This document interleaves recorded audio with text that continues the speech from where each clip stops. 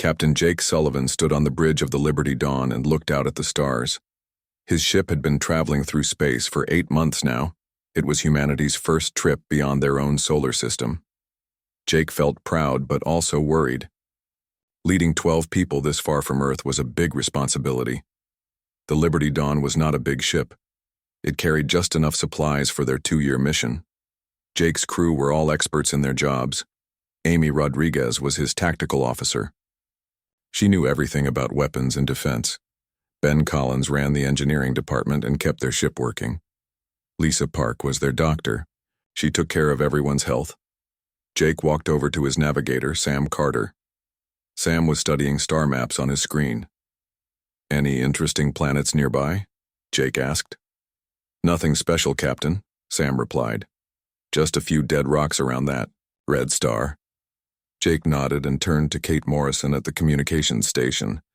Kate had been quiet all morning.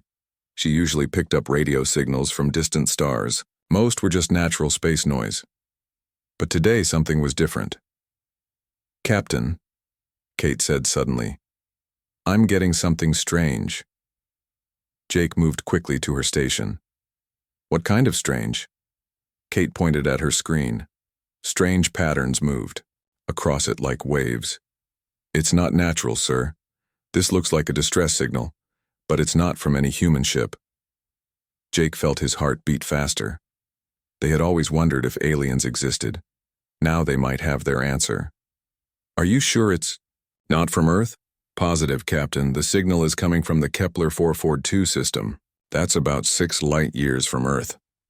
No human ship has ever been there." Amy Rodriguez joined them at the communications station. She looked at the data and frowned. "Captain, we should be careful. We don't know who sent this or why." Jake understood her worry. Their mission was to explore and return safely to Earth. Getting involved with unknown aliens could be dangerous, but the signal clearly showed someone needed help. "How far away is the source?" Jake asked Sam. Sam checked his instruments. "About 2 days at full speed, Captain." Jake looked around at his crew. Some looked excited, others looked scared. Dr. Lisa Park came up from the medical bay. "I heard the discussion," she said. "Are we really talking about meeting aliens?" "Maybe," Jake said. Kate picked up what looks like a distress call. Lisa's eyes went wide. "That's amazing, but also terrifying." Jake knew he had to make a decision. Earth had given him clear orders. Explore nearby star systems. Look for planets that humans could live on. Avoid unnecessary risks. Meeting aliens definitely counted as an unnecessary risk. But Jake had been a soldier before becoming a space captain. He had fought in the Mars colony wars. He knew what it felt like to be trapped and need help. If someone was calling for help, he wanted to answer. "Ben," Jake called to his engineer. "How are our systems?" Ben Collins looked up from his workstation. "Everything is running fine, Captain. We have enough fuel and supplies for side trips." Jake made his choice. "Set course for the signal source, maximum speed." Amy Rodriguez stepped closer to Jake. "Captain, are you sure about this? We don't know what we're flying into." "I know, Amy, but someone is asking for help. We can't just ignore that." Kate worked on cleaning up the signal. After an hour, she called Jake back over. "Captain, I'm getting clearer data now. There's definitely a battle happening near that star system." "A battle?" Jake asked. "Yes, sir. I'm detecting multiple ships and weapons fire. The distress signal is coming from one ship that seems to be losing." Sam Carter looked up from his navigation station. "Captain, I'm picking up the star system on long-range sensors now. There are several large objects moving around, much larger than our ship." Jake felt a chill run down his back. They were flying toward a space battle with aliens. Their little exploration ship had only basic weapons. If these aliens decided to attack them, the Liberty Dawn would not last long.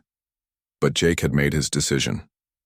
2 days later, they arrived, at the edge of the Kepler 442 system. What they saw took their breath away. Massive ships fought each other around a blue-green planet. The ships were beautiful and strange. They looked like they were grown rather than built. Their surfaces curved and flowed like living things, but they were firing powerful weapons at each other. My God, whispered Dr. Park. Look at the size of those ships. The largest ship was at least 10 times bigger than the Liberty Dawn, but it was clearly in trouble. Parts of it were on fire. Smaller ships circled around it like sharks attacking a whale. That's where the distress signal is coming from, Kate said, pointing at the big damaged ship. Amy Rodriguez was studying the tactical situation. Captain, that ship is finished. The others are about to destroy it completely. Jake watched the battle. He could see escape pods launching from the big ship. Whoever was inside was abandoning their vessel. In a few minutes, it would be over. Open a communication channel, Jake ordered Kate. Captain, we don't even know if they speak our language, Amy said. We have to try, Jake replied. Kate, broadcast on all frequencies. Send basic mathematical signals first, then try to establish contact.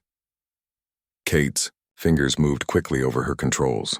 Broadcasting now, Captain. For several minutes, nothing happened. The alien battle continued. More escape pods launched into space. Then suddenly, Kate's equipment came alive with signals. Captain, someone is responding. The signal is coming. From the damaged ship. Strange sounds filled the bridge of the Liberty Dawn. The alien voice sounded female, but the words were completely unknown. The tone was desperate, pleading. They're asking for help, Jake said quietly. Somehow he could hear it in the alien's voice, even without understanding the words. Amy Rodriguez checked her weapon systems. Captain, we can't fight those ships. Our weapons are nothing compared to theirs. Jake knew she was right, but he also knew he could not just watch while someone died asking for help. He had come too far and seen too much to turn away now. Take us closer to the damaged ship, he ordered Sam, but keep us ready to run if we have to. As the Liberty Dawn moved toward the alien battle, Jake wondered if he was making the biggest mistake of his life, or if he was about to make history. The Liberty Dawn moved slowly toward the battle. Jake watched the big damaged alien ship get bigger on his screen. Up close, it was even more amazing. The ship's surface looked like smooth stone that had been carved by wind and water, but parts of it were broken and burning. Captain, Kate called out, the alien is still trying to talk to us. Jake listened to the strange voice coming through their speakers. The alien sounded female and very scared. Even though he could not understand her words, he could hear the fear. Can you set up a translation system? Jake asked Kate. I'm trying, sir. I'm using our computer to find patterns in their language. It might take some time. Amy Rodriguez was watching the other alien ships. Captain, the attacking ships are pulling back. I think they're waiting to see what we do. Jake understood. The aliens had never seen humans before. They were probably as confused as his crew was. This gave him a chance to help the damaged ship. Ben, Jake called to his engineer. Can we get close enough to pick up those escape pods? Ben Collins studied his instruments. Yes, Captain, but it will be dangerous. Some of those pods are very close to the explosions. Jake made his decision quickly. Do it, Sam, take us in. Kate, keep trying to talk to them. The Liberty Dawn moved between the floating escape pods. Jake could see the aliens inside through small windows. They looked human-like, but different. Their skin was light blue and they were very tall. Their eyes were large and silver-colored. My God, Dr. Park whispered. They're beautiful. The first escape pod was brought into the Liberty Dawn's cargo bay. Jake and Dr. Park went down to meet their first alien visitors. When the pod opened, a tall, blue-skinned alien stepped out. She was wearing what looked like a military uniform. The alien saw Jake and stopped. Her silver eyes went wide with surprise. She had never seen a human before either. For a moment, both just stared at each other. Then the alien spoke. Her voice was musical and soft. Jake could not understand the words, but her tone was grateful. Dr. Park, Jake said. Can you check if they need medical help? Lisa Park stepped forward carefully. She held up her medical scanner and pointed to it, then to the alien. The alien seemed to understand and nodded. Dr. Park ran her scanner over the alien. Captain, this is incredible. Their biology is very similar to ours. I can actually treat them if they're hurt. More escape pods were brought aboard. Soon the Liberty Dawn's cargo bay was full of tall blue aliens. Most of them were injured from the battle. Dr. Park and her medical team worked quickly to help them. Kate Morrison finally made progress with the translation system. "Captain, I think I've got basic communication working." Jake returned to the bridge. The main alien, who seemed to be their leader, came with him. She was impressive, over 7 feet tall with silver eyes that showed great intelligence. "Can you understand me?" Jake asked slowly. The alien listened to Kate's translation system. Then she spoke. Her words came out of their speakers as rough English. "Yes, I understand. Little bit." Jake smiled. "My name is Jake Sullivan. I am the captain of this ship. What is your name?" The alien thought for a moment. "I am Commander Zarath, leader of Velthari fleet." "Commander Zarath," Jake repeated. "We saw your distress signal. We came to help." Zarath's eyes showed surprise. "You came to help? You do not know us." "That doesn't matter," Jake said. "Someone was asking for help." Zarath stared at Jake for a long moment. Then she spoke again, and Jake could hear emotion in her voice even through the translation. "My people, we fight each other. Some want war. I want peace. They try to kill me." Amy Rodriguez had been listening. "Captain, this sounds like a civil war." Jake nodded. He understood civil wars. He had fought in one on Mars. "Commander Zarath, why are your people fighting?" Zarath looked sad. "Some say we are too weak.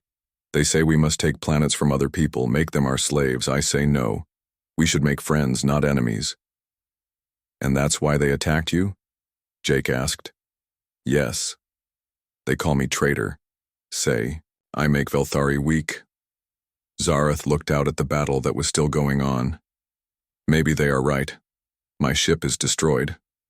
My people are scattered." Dr. Park came to the bridge with her medical report. "Captain, I've treated 23 aliens. Most had minor injuries. But I learned something interesting. Their technology is amazing, but they approach everything very differently than we do." "What do you mean?" Jake asked. "Everything they build works with natural forces instead of fighting against them. Their ships, their weapons, even their medical tools. It's all very elegant." Ben Collins joined them. "She's right, Captain. I've been looking at pieces from their escape pods. Their engineering is incredible, but it's completely different from ours. We build things to be tough and simple. They build things to be perfect and beautiful." Jake thought about this. He looked at Commander Zarath. "Your ships are very advanced. How are you losing this war?" Zarath looked embarrassed. "We always fight the same way. Honor combat, rules, tradition, but rebels, they break rules, fight dirty. We do not know how to fight dirty." Amy Rodriguez stepped forward. "Captain, I've been studying their battle patterns. She's right. The Velthari fight like it's a formal duel, very predictable. The rebels are using that against them." Jake began to understand. The Velthari were losing because they were too honorable. They followed rules that their enemies ignored. It reminded him of his own military training. Sometimes, you had to break the rules to win. "Commander Zarath," Jake said, "what if I told you there was a way to win this war?" Zarath's eyes went wide. "You would help us, even though we are not your people?" "My people have a saying," Jake replied. "The enemy of my enemy is my friend. If the rebels win, what will they do next?" Zarath looked afraid. "They will take over Galaxy, make war on everyone, kill or enslave all other people." Jake felt a chill. If these aliens won their civil war, they might threaten Earth someday. Helping Commander Zarath was not just the right thing to do, it was also the smart thing to do. "Then we need to stop them," Jake said. "But you'll have to trust us, and you'll have to be willing to fight differently than you ever have before." Zarath looked at her own people who were recovering in the cargo bay. Then she looked back at Jake. "What do you need me to do?" Jake smiled. "First, we need to save your ship. Then I'm going to teach you how humans fight when the rules don't matter anymore." Sam Carter called out from his navigation station. "Captain, The rebel ships are moving toward us. I think they're done waiting. Jake looked at the tactical display. 6 enemy ships were heading their way. His little exploration vessel, and 1 damaged alien ship against 6 warships. The odds were terrible. But Jake had fought worse odds before, and now he had something the rebels did not expect. He had human tactics and alien technology working together. Amy, charge our weapons, Jake ordered. Sam, prepare for evasive maneuvers. Commander Zarath, are any of your ship's weapons still working? Zarath spoke quickly to one of her officers. Some weapons still work, but my ship cannot move. That's okay, Jake said. We'll be your mobility. Kate, can you link our navigation system to their weapons? Kate's fingers flew over her controls. Working on it, Captain. The rebel ships were getting closer. Jake could see them clearly now. They were beautiful like Zarath's ship, but they moved with deadly purpose. Connection established, Kate announced. Jake turned to Commander Zarath. Are you ready to try something your people have never done before? Zarath straightened up to her full impressive height. Yes, Captain Jake. Show us how humans fight. Jake looked at the 6 enemy ships approaching them. Each one was much bigger and stronger than the Liberty Dawn. In a normal fight, his ship would be destroyed in minutes. But Jake did not plan to fight normally. Amy, what's the range on their weapons? Jake asked. Amy Rodriguez checked her instruments. About 50,000 kilometers, Captain. Much longer range than ours. Good, Jake said. This surprised everyone on the bridge. Sam, take us in fast and low. Stay close to that burning debris. Sam Carter looked confused but followed orders. The Liberty Dawn dove toward the wreckage. From Commander Zarath's original battle, pieces of destroyed ships floated everywhere. Captain, Amy said, we're flying right into their weapons range. Exactly, Jake replied. Commander Zarath, tell your weapons officers to fire only when I give the order. Zarath spoke quickly to her people in their musical language. Jake could see she was nervous. Her people had never fought this way before. The first rebel ship fired at them. Bright energy beams shot past the Liberty Dawn. But Sam was flying, the ship like a fighter jet, not like a big space cruiser. He rolled and twisted between pieces of debris. They can't get a clear shot, Amy reported. The wreckage is blocking their targeting systems. Jake smiled. That's the idea. Humans learned a long time ago that being small and fast can beat being big and strong. The rebel ships tried to spread out and surround them. But Jake had another. Surprise ready. Kate, start broadcasting on all Velthari frequencies. What should I say, Captain? Jake turned to Commander Zarath. Tell your people the truth. Tell them what the rebels really want to do. Zarath understood immediately. She began speaking into the communication system. Her voice was strong and clear. Even though Jake could not understand her words, he could hear the passion in them. What is she saying? Jake asked Kate. Kate listened to the translation system. She's telling them that the rebels want to conquer the galaxy. She's saying they want to make slaves of every other species they find. On the tactical display, Jake could see some of the rebel ships slowing down. It's working. Some of them are starting to doubt. But the lead rebel ship kept coming. It was bigger than the others and covered with extra weapons. That must be their commander, Amy said. The big ship fired again. This time the energy beam hit a piece of wreckage near the Liberty Dawn. The explosion shook both ships. Sam, get us behind that big piece of hull, Jake ordered. Amy, prepare our missiles. Captain, our missiles won't even scratch their armor, Amy said. We're not aiming for their armor, Jake replied. Commander Zarath, can your weapons cut through that big piece of metal floating between us and them? Zarath looked at the tactical display. Yes, but why would we? Then her silver eyes went wide. Oh, you want to make a trap? Exactly. Cut the metal so it will break apart when our missiles hit it. The rebels will think we missed our target. Zarath gave orders to her weapons team. Precise energy beams cut invisible lines in the floating metal. To the rebels, it would look like random shots that missed.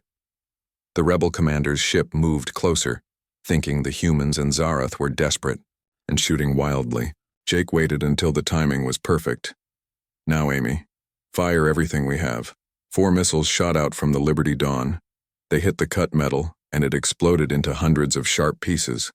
The metal fragments flew into the rebel ship like a giant shotgun blast. The rebel ship's beautiful smooth hull was torn apart. Atmosphere leaked out in white clouds.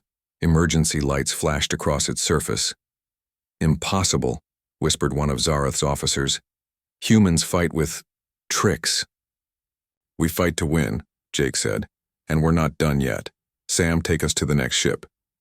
But something was wrong. Jake's security chief, Nick Thompson, called from the cargo bay. "Captain, you need to see this. I found something in the rebel escape pod we picked up." Jake left Amy in command and went down to the cargo bay. Nick showed him a small device that looked different from other Velthari technology. It was dark and angular, not flowing and beautiful like everything else. This was hidden in the rebel officer's uniform, Nick said. "And Captain, it's still active." Dr. Park ran her scanners over the device. "Jake, this thing is sending signals directly into the alien's brain. It's some kind of mind control device." Jake felt cold. "Nick, scan all the other rebel prisoners." Nick used a portable scanner on the rebel aliens they had captured. Every one of them had the same type of device hidden on their bodies. Some were inside their uniforms, others were surgically implanted under their skin. "My God," Jake said. "They're being controlled. Commander Zarath needs to know about this immediately." Jake ran back to the bridge with the device. "Commander, Zarath, look at this. We found these on all the rebel prisoners." Zarath examined the device and her face went pale blue. "This is ancient technology, from the old days when machines served our people." "Machines?" Jake asked. "Artificial minds, very smart computers. We made them long ago to help us, but we shut them down because they became dangerous." Amy Rodriguez looked up from her station. "Captain, the rebel ships are regrouping, but they're acting strange. Their movements are too coordinated, like they're all being controlled by the same mind." Jake understood what was happening. It's not a civil war, it's a takeover. Some kind of artificial intelligence is controlling the rebels. Zarath's silver eyes filled with fear. "If an artificial mind controls our ships, it will never stop. It will use our people to conquer everything," Jake thought quickly. "Can you remove these control devices?" "Yes, but we must be very careful. If done wrong, it could kill the person." Dr. Park stepped forward. "I can help with that. Human surgical techniques might work better than Velthari methods." While Dr. Park and Zarath worked on freeing the controlled rebels, Jake had to deal with the remaining enemy ships. 5 of them were still attacking and they were coordinating their assault perfectly. "They're not fighting like individuals anymore," Amy reported. "Every move is calculated and precise." Jake realized that fighting an artificial intelligence was completely different from fighting organic enemies. The AI did not get angry or scared. It did not make mistakes based on emotion. It just calculated the most efficient way to destroy them. But Jake had learned something important. The AI was using Velthari ships and tactics. It was very smart, but it only knew what the Velthari knew. It had never fought humans before. "Sam, new plan. Remember those asteroid runs we used to practice?" Sam Carter grinned. "You want to play chicken with alien warships?" "Something like that. Take us straight at their formation, maximum speed." The Liberty Dawn shot forward like a bullet. The AI-controlled ships immediately moved to block them, just as Jake expected. Their formation was perfect and logical. Too perfect. At the last second, Sam threw the ship into a spiral dive that no Velthari pilot would ever attempt. The human ship corkscrewed between the alien vessels like a drill bit. The AI tried to adjust, but it was thinking like a Velthari. It calculated that no sane pilot would risk such a dangerous maneuver. By the time it realized humans were not always sane, it was too late. "Amy, fire at the ship directly above us, full power." The Liberty Dawn's weapons punched through the enemy ship's hull. But more importantly, the AI learned something new about human tactics. Jake could see the other ships adjusting their formations. "It's learning," Amy said. "The AI is adapting to our fighting style." Jake smiled grimly. "Then we'll have to teach it something new every time." The battle continued for 2 hours. Jake used every trick he had learned in the Mars Wars. He made the Liberty Dawn dance through space like a fighter instead of a cruiser. He used debris as weapons and turned the AI's precision against itself. But Jake's ship was taking damage, and worse, the AI was getting smarter with every exchange. "Captain," Dr. Park called from the medical bay. "We've freed 5 of the controlled rebels. They want to help fight." Jake had an idea. "Bring them to the bridge. I want to try something." When the freed rebels arrived, Jake could see the difference immediately. Their eyes were clear and angry instead of dull and controlled. They were themselves again. "Can you contact the ships that are still attacking us?" Jake asked through the translator. One of the freed rebels nodded. "Yes, but the artificial mind will try to stop us." "That's what I'm counting on," Jake said. "Start talking to them. Tell them the truth about what's controlling them." As the freed rebels began broadcasting, something interesting happened on the tactical display. The AI-controlled ships began moving erratically. The artificial intelligence was fighting to maintain control, while the rebels fought to break free. "It's working," Amy said. "They're fighting the AI from inside their own minds." Jake saw his chance. "Sam, take us to the command ship. If we can destroy the source of the control signal, we might free all of them at once." But the AI was not going to give up easily. The command ship turned all its weapons toward the Liberty Dawn. Energy beams filled space around them. "Captain," Sam called out. "I can't dodge all of these shots." Jake felt the ship shake as enemy fire hit their hull. Warning lights flashed across the bridge. "How long until we reach their ship?" Jake asked. 30 seconds, Sam replied. Jake made a decision that would haunt him for the rest of his life. "All crew members to emergency stations. Sam, ram them." "Captain?" Sam asked, not sure he heard correctly. "You heard me. Fall." 3 days after the battle, Jake stood in the medical bay watching Dr. Park treat his injured crew. Sam Carter's arm was healing well, but he would need weeks of recovery. Amy Rodriguez had a serious head injury that left her dizzy and weak. 5 other crew members had various broken bones and cuts. The Liberty Dawn was badly damaged. Ben Collins and his engineering team worked around the clock to keep life support running. The ship's main engine was destroyed in the crash. Their weapon systems were offline. Most of their communication equipment was broken. "How long until we can fly again?" Jake asked Ben. Ben wiped grease from his hands and looked tired. "Captain, I'm not sure we can fix this ship with what we have. We need parts that don't exist yet. Human technology just isn't advanced enough for some of these repairs." Jake felt the weight of responsibility on his shoulders. His crew was counting on him to get them home to Earth. But their ship might never fly again. Commander Zareth found Jake in the damaged bridge. The tall alien had been working with the freed rebels to restore order to her fleet. Most of the Velthari ships were now under her command again, but the cost had been terrible. "Captain Jake," Zareth said through their patch translation system, "my people want to thank you. You saved us from the artificial mind." Jake looked out at the Velthari ships floating nearby. They were beautiful even when damaged. "How many did you lose?" Zareth's silver eyes showed sadness. 3 ships destroyed, completely. 2,000 of my people dead. Many more hurt." She paused. "But without your help, we would all be dead or controlled by the machine." Jake nodded, but he felt no satisfaction. Winning battles always came with a price. "What happens now? The AI escaped. It's still out there somewhere." "Yes," Zareth agreed. "It will try to find other ships to control, other people to enslave. This is not over." Kate Morrison limped over to them. Her head was bandaged, but she was determined to keep working. "Captain, I've been monitoring space communications. The AI sent signals to at least 12 other star systems before it escaped." "What kind of signals?" Jake asked. "I think it was calling for help, or maybe giving orders to other artificial minds." Jake felt a chill. If there were more AIs out there, the threat was bigger than he had imagined. Earth needed to know about this immediately. Commander Zareth seemed to read his thoughts. "Captain, your people must be warned. The artificial minds will not stop with my empire. They will want to control all thinking beings in the galaxy." "I know," Jake said. But our ship can't make the journey home. We're stranded here. Zarath was quiet for a long moment. Then she spoke carefully. There is a way. My people have technology that could repair your ship, make it better than before. But what? Jake asked. It would take time.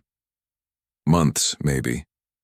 And we would need your help to learn how to fight the artificial minds. They know our tactics now, but they have never fought humans before. Jake understood what she was asking.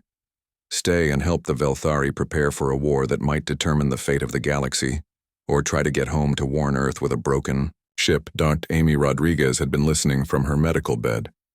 Despite her head injury, she was still thinking like a tactical officer. Captain, if these AIs are as dangerous as they seem, Earth needs more than a warning. We need allies. Dr. Park nodded from where she was treating a Velthari patient. Jake, I've learned so much about their medical technology in just 3 days. If we could share knowledge between our species, we could help each other in ways we never imagined. Ben Collins came up from the engine room. Captain, their engineering is incredible. They offered to show me how their repair systems work.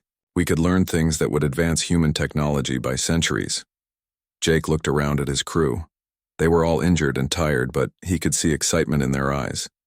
They understood the opportunity they had been given. But Jake also understood the risk. If they stayed, they might never see Earth again. The war with the AIs could last for years. Some of his crew might not survive. What exactly are you asking me to do? Jake asked Zarath. The alien commander stood to her full, impressive height. I am asking you to help us change how the Velthari fight. We have been a peaceful people for 3,000 years. We follow rules and traditions that made sense when we only fought other honorable enemies. She gestured toward the damaged ships around them. But the artificial minds do not follow rules. They do not care about honor or tradition. They only want to win and control everything. Zarath looked directly into Jake's eyes. You showed us that sometimes we must break our own rules to protect what we believe in. I need you to teach us how to do that without losing who we are. Jake thought about what she was asking. It was not just about military tactics. She wanted him to help an entire civilization learn to adapt and change, to become something new while staying true to their values. My crew and I are just explorers, Jake said. We're not teachers or diplomats. You are survivors, Zarath replied. And survival is what my people need to learn. Nick Thompson joined the conversation. Despite his injuries, he had been working with Velthari security teams. Captain, they fight like it's a formal duel. Every move is predictable. The AIs will destroy them if they don't learn to fight dirty. Fighting dirty goes against everything they believe in, Jake pointed out. Then we teach them to fight smart instead of dirty, Amy said from her bed. There's a difference between being clever and being dishonorable. Jake walked to the damaged window of the bridge and looked out at space. Somewhere out there, artificial intelligences were spreading across the galaxy like a virus. They would control or destroy every thinking being they encountered, unless someone stopped them. Earth was completely unprepared for this threat. Humanity had just barely managed to build ships that could travel between stars. They had no weapons that could fight advanced AIs, no allies to help them. But here was Commander Zarath, offering to share technology that could advance human capabilities by centuries. And all she wanted in return was for Jake to teach her people how to adapt and survive. If I agree to this, Jake said slowly, I can't stay forever. Some of my crew need to return to Earth to warn our people. Zarath nodded. I understand, but even a few months could make the difference between survival and extinction for my people. Jake looked at his crew again. Each of them was watching him, waiting for his decision. They trusted him to make the right choice, just as they had trusted him when he decided to answer the alien distress call. Sam Carter spoke up from his medical bed. Captain, whatever you decide, we're with you. But I think we came out here to explore and learn. This might be the most important thing humans have ever had a chance to learn. Dr. Park nodded. And Jake, think about what we could bring back to Earth. Not just warnings about the AIs, but knowledge that could help our entire species. Jake made his decision. Commander Zarath, I'll stay and help train your people, but I need guarantees. Some of my crew will return to Earth in a ship you help us repair. And I want to establish a permanent communication link between our worlds. Zarath's silver eyes brightened. Yes, of course. We want friendship between our peoples, not just military alliance. And one more thing, Jake added. I want some of your people to come back to Earth with my crew. Our species need to understand each other if we're going to fight this war together. Zarath smiled for the first time since Jake had met her. You think like a true leader, Captain Jake. You plan not just for today's battle, but for tomorrow's. Peace. Jake held out his hand to shake, then remembered that humans and Velthari had different customs. Instead, he placed his hand over his heart, which he had seen Zarath do when making important promises. Then we have an agreement, Jake said. Now let's get to work. We have a galaxy to save. But as Jake spoke, he wondered if he was making the right choice. His crew was injured and far from home. The enemy was more dangerous than anything humans had ever faced, and he was about to try teaching an alien civilization how to change thousands of years of tradition. The next few months would determine whether his decision would save two species or doom them both. 6 weeks later, Jake stood in a Velthari training facility watching something that had never happened before in their 3,000-year history.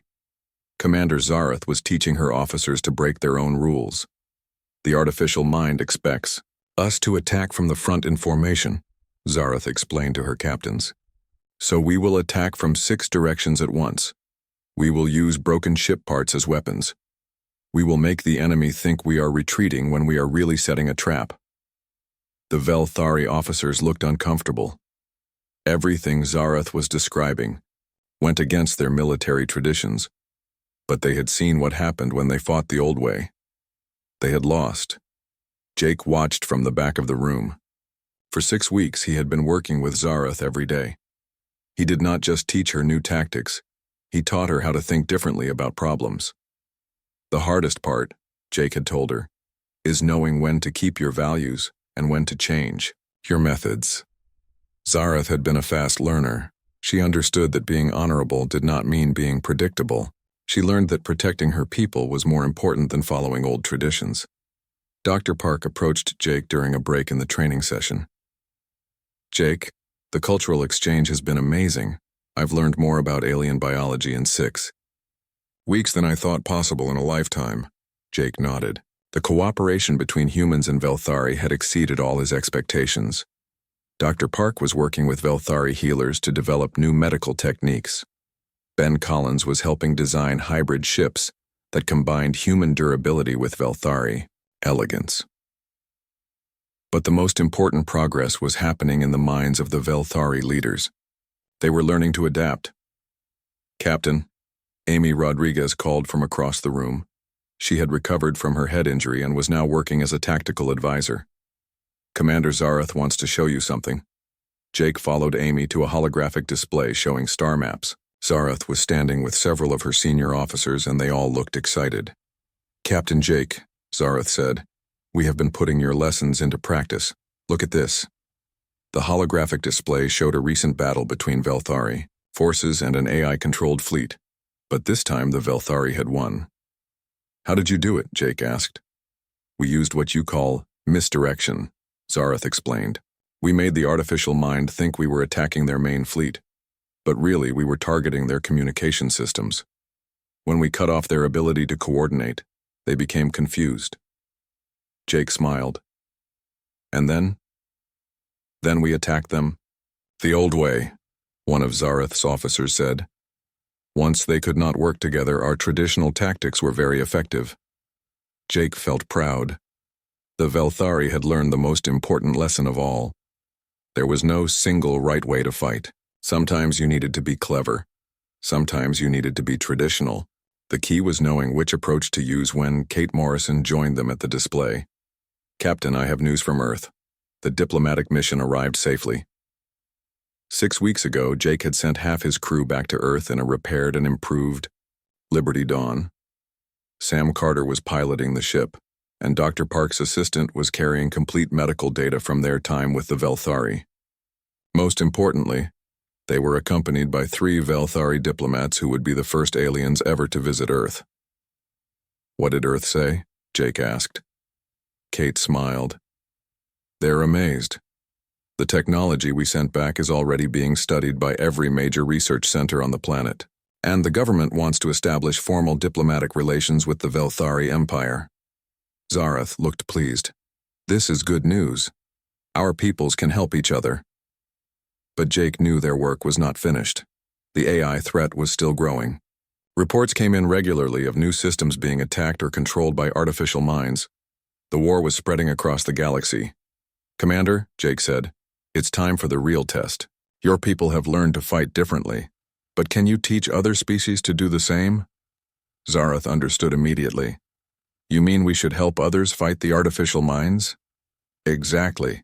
The AIs are not just threatening the Velthari. They're a danger to every thinking species in the galaxy. You need to become teachers, not just students." Over the next 2 weeks, Zarath proved that she had truly learned Jake's lessons. She organized a meeting of 12 different alien species. Some were friends of the Velthari. Others were former enemies. But all of them were threatened by the spreading AI plague.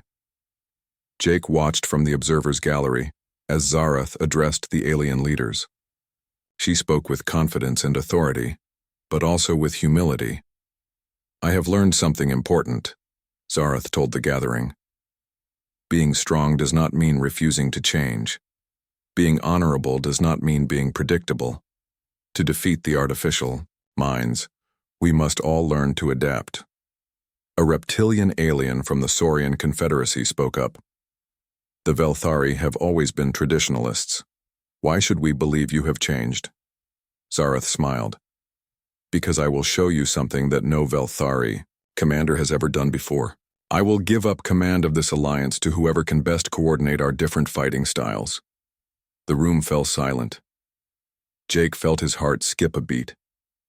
Zarath had not discussed this with him. She was making this decision on her own. But Jake realized this was exactly what he had been trying to teach her. True leadership sometimes meant stepping aside so others could lead better. The alliance meeting lasted for 3 days. When it was over, 12 species had agreed to work together against the AIs. More importantly, they had chosen a coordination council with representatives from each species, including humans. That evening, Jake found Zarath standing alone on the observation deck of her flagship, looking out at the stars. "You surprised me today," Jake said. Giving up command was very brave. Zarath turned to face him. "It was what you taught me. Sometimes the best way to lead is to trust others to lead." Jake nodded. "But you didn't just learn tactics from me. You learned something more important." "What is that?" "You learned to trust yourself to make the right decision, even when it goes against everything you were taught." Zarath was quiet for a moment. "Yes, and that is something no human could give me directly. I had to learn it for myself." Jake understood. He had not given Zarath new knowledge or new weapons. He had given her permission to think differently. But she had done the hard work of actually changing. "What will you do now?" Zarath asked. "Will you return to Earth?" Jake had been thinking about this for weeks. "Part of me wants to go home. But I think I'm needed here. This war is going to last for years.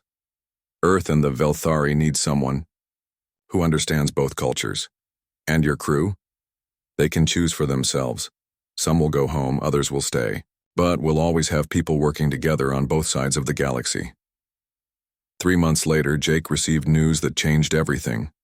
The alliance that Zarath had helped create had won its first major victory against the AIs.